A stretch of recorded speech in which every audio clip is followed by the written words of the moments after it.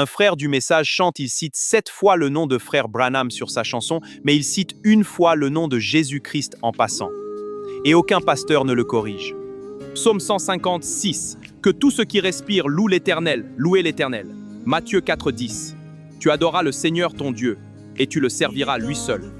Je n'ai pas dit qu'on ne peut pas citer le nom de frère Branham dans une chanson. Non, ne m'interprétez pas mal.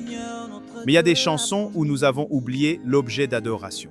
La Bible elle-même reconnaît les serviteurs. Hébreux 13,7. Souvenez-vous de vos conducteurs.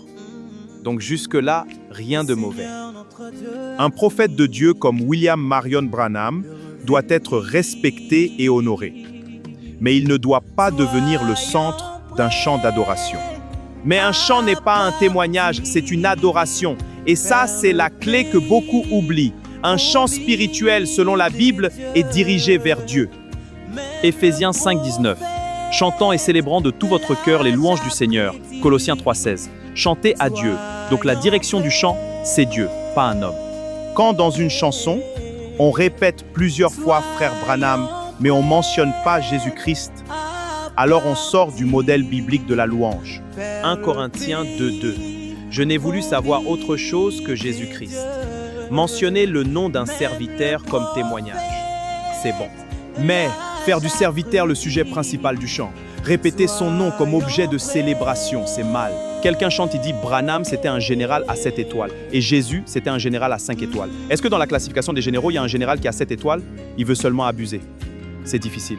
Quelqu'un en chantant dit que la divinité n'est plus au ciel, elle se trouve sur la terre. Oui, c'est vrai, mais elle se trouve sur la terre où? Parce que le corps physique des frères Branham n'est plus là. Bon, je dois m'arrêter avec les exemples que je donne, de peur que je puisse créer des ennuis autour de moi.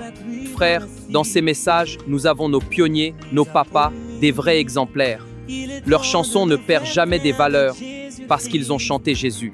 Parmi ces hommes, nous avons Papa Kouété, Maman Henriette, Papa Lifoko du Ciel, le vieux Émile Bobo, Papa Clément Kassongo, Papa Sylvain Akwala.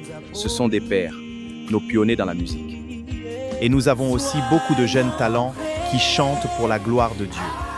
Que Dieu vous bénisse. C'était juste pour vous interpeller. Revenons sur la vraie adoration. Comme